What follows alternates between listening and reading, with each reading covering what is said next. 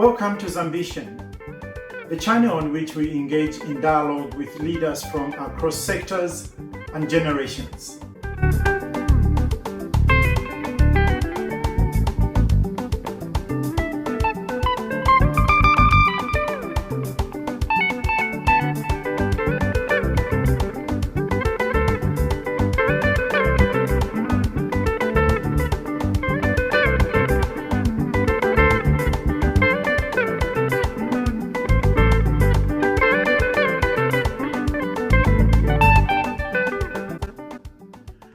Greetings and welcome to Zambian.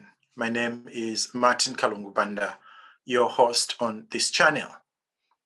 This week is part 2 of my dialogue with Mr. John Sangwa, a renowned Zambian lawyer.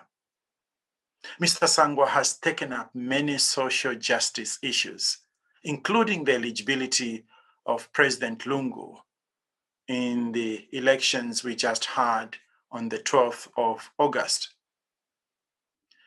Mr. Sangwa, welcome to Zambian. Thank you. Thank you very much for having me. That moment when you said it was like this year was that moment you were born for. Mm-hmm. What was it about this year that gave you that sense? Well, it was an exciting and also very frightening moment, because basically it's like you are waging a one-man campaign, okay? And at this very unusual level of comfort and peace within me. And I wasn't looking for supporters. I made it very clear from the very beginning to say, I'm waiting for President Lungu to file his nomination papers. And the first order of business for me was I was going to file a petition in court to be able to challenge his nominations, because I believe then it was a nullity, it didn't qualify, and so forth. And it wasn't, I may have to be honest about it, to say I've painted a very rosy picture, but there are also moments when I had a bit of not doubts, but a bit of challenge, in the sense that I have no doubt that I have this conviction within me. But you know, every man, every person, any man has two major weaknesses. And the first weakness he has are the people that he loves. And that would be his wife or his partner and his children. Now, whereas I remained, I had conviction in my beliefs and in my principles, but the situation was such that my children did not buy into that, and my partner did not make a commitment to that effect. So these are the two issues that I had to address. And I remember sitting down with my partner, and I'm saying, you know what? Because what had happened, if I may just backtrack a little bit, mm-hmm. People came to me to say, you know what? We don't want you to file this petition. Name your price and we'll give it to you. And by people, you mean? Yes. Yes.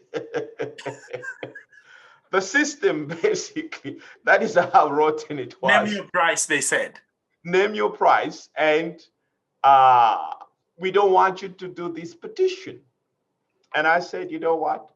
I've already gaslit myself on that, because I'm on record that I'm going to do it. In any case, if you ask me, between you guys in government and the Zambian people, I'm more scared of the Zambian people than you guys. And I said, there is no way. And I said, but in any case, what are the deliverables? They say, well, I said, because even if I don't file the papers, another person will do it. And they said, well, we don't care about other people. We care more about you doing it. Then I said, well, unfortunately, I will do it, because I'm convinced this gentleman does not qualify to stand for the third term. Then obviously there was now talk about the fact that, well, you know what, if you can't accept money, then these guys will bump you off. And meaning, you know what it means to be bumped off. No, please explain it for me. I could be Kill you. thinking to They be can kill you. Okay. Okay, they can kill you. And then this is the kind of information that was coming to me to say, listen, these guys are so desperate to hold on to power and they can kill you. And I said, well, if I die in those circumstances, I think it will be a worthwhile death. At least it will be a death where somebody has died for a cause, as opposed to the kind of stupid death that we have where somebody dies because he's taken Viagra tablets when he shouldn't have taken them. And I said that is a more stupid death, but at least this kind of death is a death whereby I know it is for a cause bigger than me, you know? So I was ready, okay, to make that ultimate sacrifice. But I had to remember that I have other people. You know, I had to have two very difficult conversations. Mm-hmm. And one of them was with my son. And he's 24. And I said, you know what, son, you know, there is this possibility. And if it does happen, you may have to grow before your time and take care. I have three boys, by the way. Two of them are studying, and then the other one has Down syndrome. And I said, you may have to step in and take care of your siblings. Now, I do believe no parent should ever have to have that kind of conversation with his children. But I needed to have that just in case. And I said, well, if anything happens, then there is this possibility, but there is no way I've reached a stage where I can't pull back. And this is my conviction, and this is what I believe in, and I have to do this. And my son didn't take it very well. It was a very, very traumatic kind of discussion. But I needed to have that discussion because I had no illusion that you see, in life, I've always believed that you plan for the worst case scenario. And if that worst case scenario doesn't materialize, well and good. But if it does, it doesn't take you by surprise. So the second conversation I had was to have a conversation with my partner. I wasn't so worried about her because at least she's an Italian citizen. And if anything was to happen, she would jump on the plane and go back to Italy, or she can live anywhere else in Europe. And I had to have a conversation with her to say, listen, you may not have signed up to this, but I'm not backing off and I'm sticking to this. But if you feel that this is the time that you think we may have to part company, I won't blame you. And I'll perfectly understand, because what I'm asking you is a very heavy price to pay. That is a price based on my conviction. Unfortunately, she stuck her guns and said, well, not a problem. I'm not going anywhere. And again, this is not a conversation that a man should have with a person in his life. We shouldn't have this kind of conversation, but it was necessary for me to have that conversation. John, just slow down here. So yes. This is just a few months ago we are talking about here. August 12th changed a lot of things, but it's not very long time ago that you engaged in those conversations. Literally, you committed to giving the highest price there is in an undertaking, life itself, and the attendant connections that come with that. Children, yes. Relationships of love and care. That's right. You still haven't answered my question. Where does that level of commitment come from? Well, it's the realization. This is why I'm saying that it dawned on me that I was created for this moment. Mm-hmm. Okay. And the fact that this period went smoothly, and it was that an unusual kind of peace within me, to even say, okay, I'm prepared to die for this particular cause. These are not words that you voice every day, but I was at peace. I was at peace. I realized that my faith kept me going, and I simply said, you know what? As long as I am doing what is right in the eyes of God, I have nothing to worry about. And I was at peace because I knew that I was doing God's work, and I didn't have any doubt.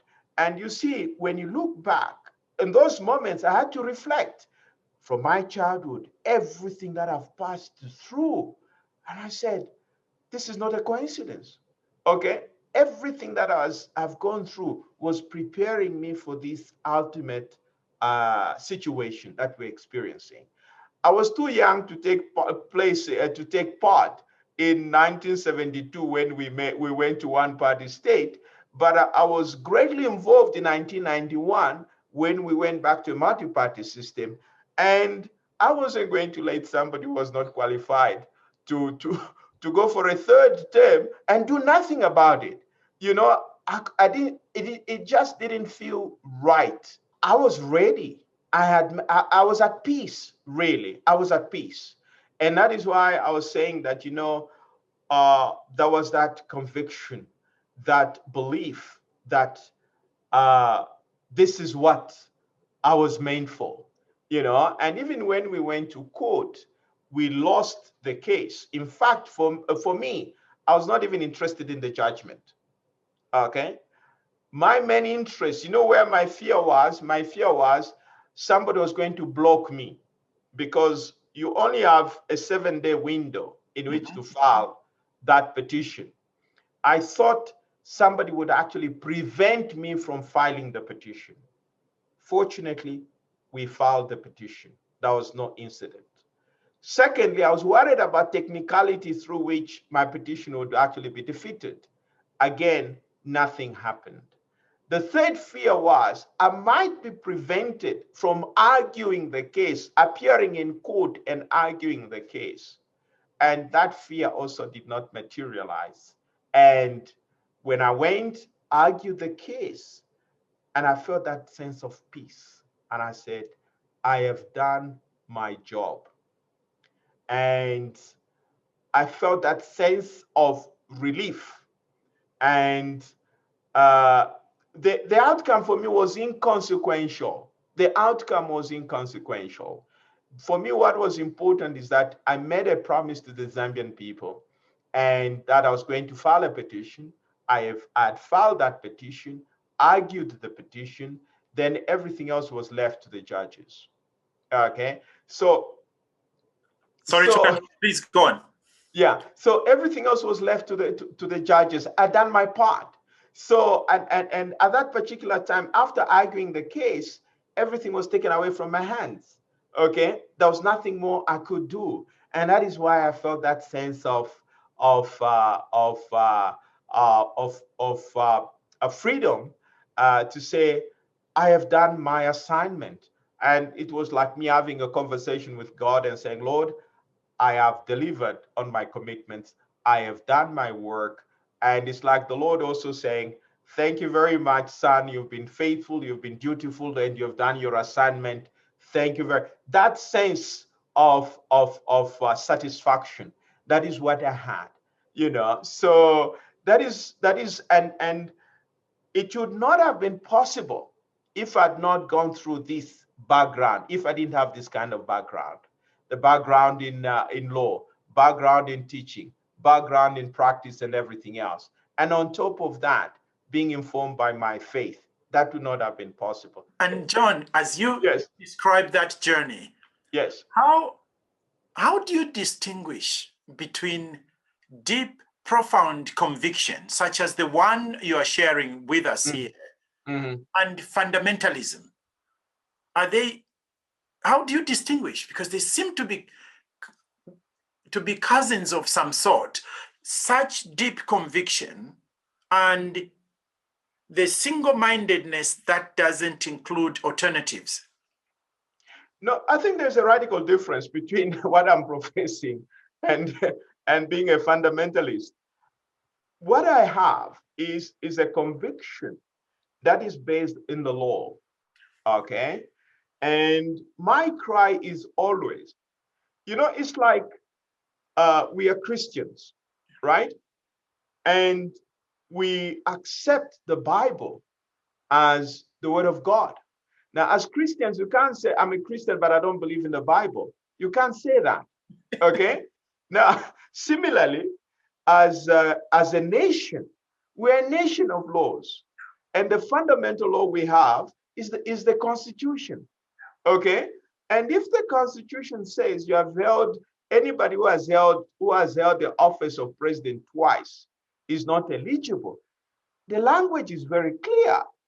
And I have no problem with that. And I said, these are the rules we have committed ourselves, that these are the rules that will govern us as a country.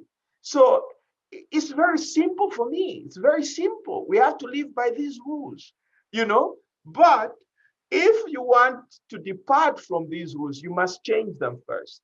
Until you change them, we have to comply with them because the alternative is chaos. The alternative is chaos. It's as simple as that. We are a nation and we have a constitution, we have laws. And the other point, of course, I have taken oath to defend the constitution. So I think that's where the difference really is. And my message is very simple. We have taken oath and let's follow what the law says. Very simple.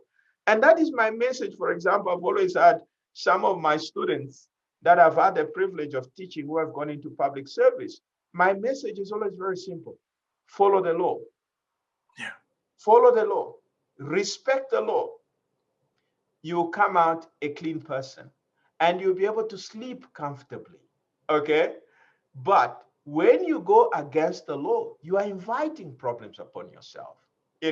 So that is what has driven me. Just like we have a commitment to the Bible as Christians, we also have, in a secular environment, we have a commitment to the rule of law. And that is what this has been all about. It has been about ensuring that we live according to the rules that we have agreed collectively as a people to live by. That is, for me, it's very simple. It's not even something that I struggle with. No, it's very clear. If I see that what has been done is not consistent with the law, I'll speak out. I'll speak out. In fact, it would be a betrayal of my commitment and the oath I've taken if I was to remain quiet in the face of blatant violation of the law. Okay, so in the process, I still believe I'm doing God's work. And that is why I don't have a problem. And what image then or object best describes who you are? If you were to capture this in an image, maybe in an object that would describe Mr. John Sangwa, what would that be? Well, I haven't really, I have to be honest, I haven't looked at it that way in terms of an object or image. But I think I would describe myself more by what I believe in, okay? My conviction, my beliefs, what drives me. And I think that is what has shaped me, not so much as a picture or as an object, but I think I'm a collection of certain beliefs that I hold very dear, and beliefs and principles and values, okay? And the most overriding one is for the respect for the law, okay? Respect for the law. The moment you depart from the law, you are inviting anarchy, okay? And can you imagine? Can you imagine if we all complied with what the law says? What kind of society are we likely to have? Okay, we'd have a society where we are all equal, we're all happy, and everything else.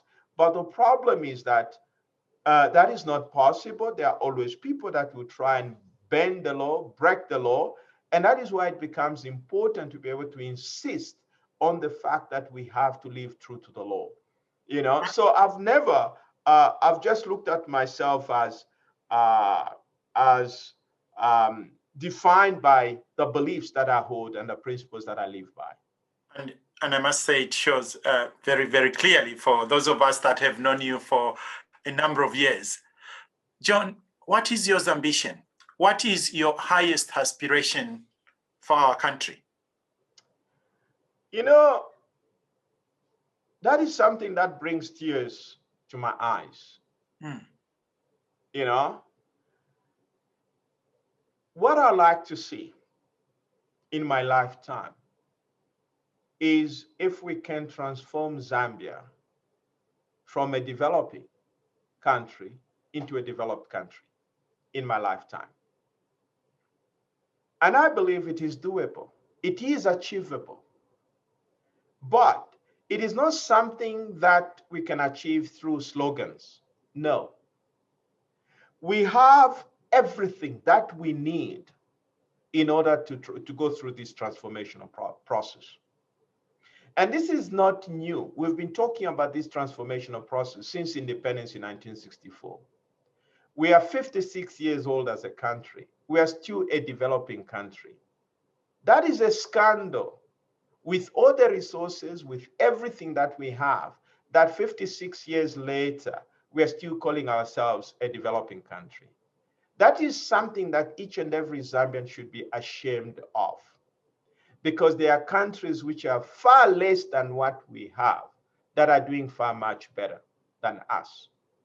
So if I was to share something, it is to be able, if it is possible, if I can galvanize each and every Zambian to be able to focus on this particular process so that we transform this country from where we are to be a developed country with all the attendant benefits. That is what I like to see in my lifetime. And I still believe, and that is what has been driving me. And that is what, when I look at everything that is there, and I said, we shouldn't be where we are. When you look at it statistically, at independence in 1964, this was the second richest country in Africa on a per capita basis. Now, we got a country, by 1991, the country had been transformed into the worst indebted country and the poorest country in the world. I mean, that is a scandal. We have wasted so many opportunities, and we have realized that only through government can we create opportunities for everybody. There is not any other alternative. Government, when it is run properly, resources are properly managed for the benefit of everybody, only then can we uplift everybody else. We have seen that in the case of China, for example. They have done that. Now, I would like to see a situation whereby Zambians can accept the fact that there is nobody else who is going to develop Zambia other than Zambians. Now, that is my dream. That is what I like to see. But the process of transforming this country is not easy. It won't be easy. We won't just flip off the switch and then we are a developed country. No, it requires hard work. It requires change in mentality. Okay? Mentality not just in those in government, but also at a personal level. Now, we talk about corruption, mismanagement, and everything else. It starts at our level. It starts at my level to make sure that, first of all, I do not waste government resources. Okay? So it is a mindset that we need to change, And I was very hopeful about the new government, and that is why I was very vocal and I made my contribution, because we, from 1991, but the 19, I'm sure you served under President Mwanawasa, we had made progress. And the fact that the debt was written off, the $7 billion debt was written off, but that was now going to mark the beginning of lifting off the country. But unfortunately, the people were too impatient. They kicked out MMD in 2011, and they brought in PF, which in my view, I think it was a con job, serious con job, because people were too impatient. And then they were promised more money in their pockets, but they didn't interrogate how this was going to be realized. So we now have a situation whereby a country that was debt-free, literally debt-free in 2011, we are now going back to the 1991 levels in terms of a debt per capita. Okay, so basically we are looking at the last 10 years have been wasted years in terms of development. These have been the 10 wasted years as a country. So and could you just unpack for me when you say developed country, developed Zambia, could you unpack what that consists in? Well, let me put it this way in a nutshell. Who doesn't want to live in the UK? Okay. Everybody wants to be in a country like the UK. We can transform that in a very simple terms. Okay, we admire where I'll give you an example. My son came. He's studying overseas. Of course, he came to Zambia and said, "Dad, I'm not going to stay here." I said, "Why?" He said, "Well, nothing works here." Now, we would like all to live in a country whereby things work. There is law and order. It's a clean environment. I can go to a government hospital and find drugs there. I can go to a government hospital, not whereby they give me a prescription to say, you go. I mean, a friend of mine was telling me of a story. The pastor friend of mine I started with was telling me about a story whereby his wife sprained an accident where the knee was actually damaged. Now, he went to the hospital. The hospital simply had to say, "Oh, go and buy this, what we need from the chemist, bring it." Everything that is required, he has to go and buy. Now, even after doing that, there is no improvement. I have had to say, "Can you go to the Italian hospital?"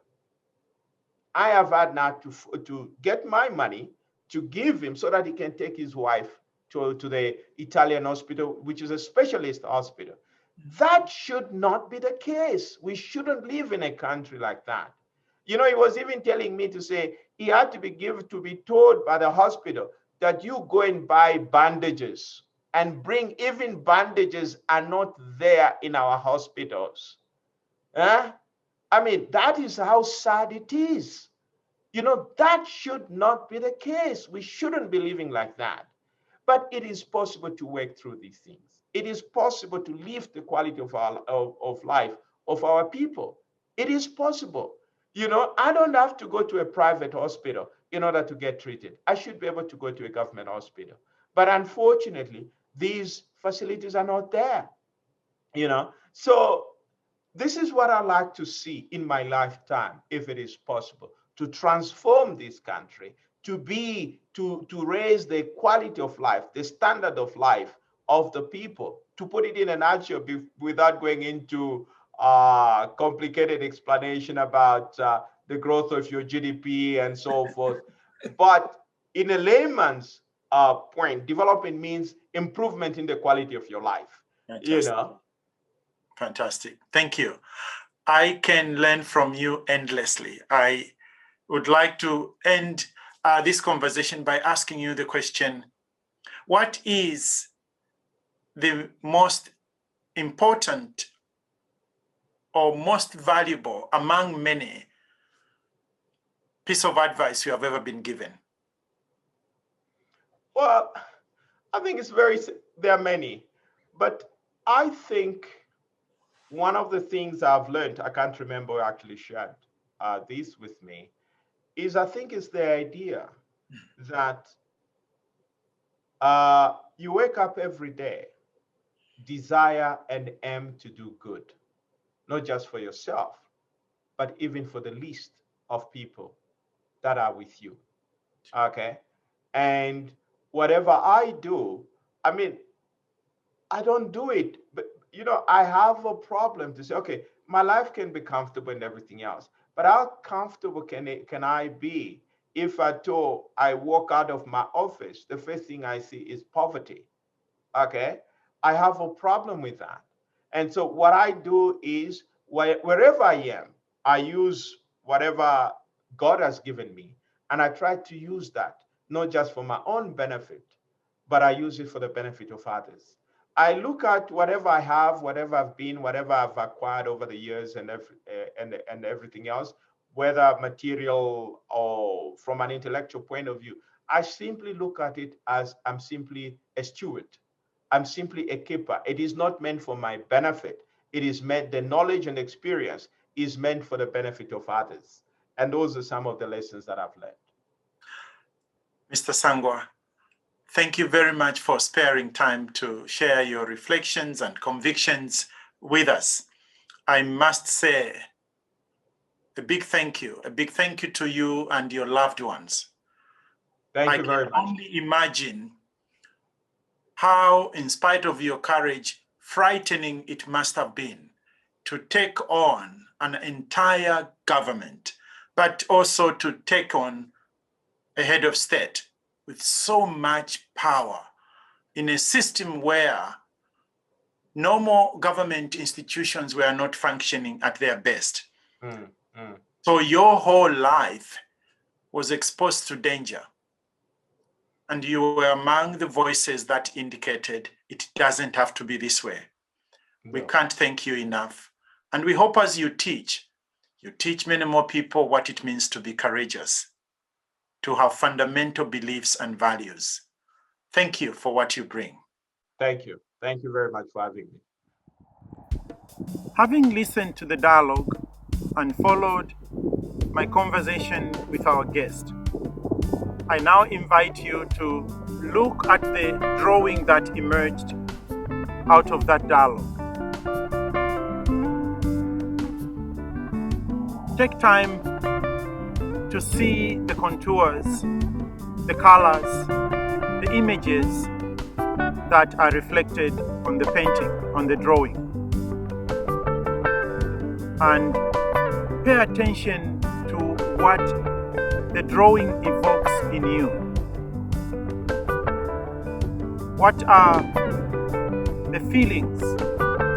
What are the thoughts that are ignited by you looking at the painting?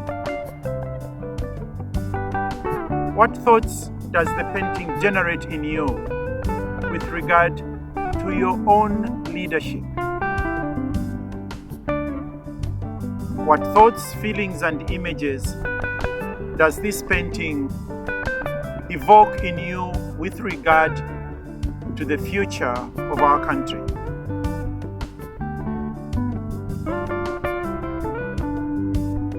What else does this painting make you think and feel?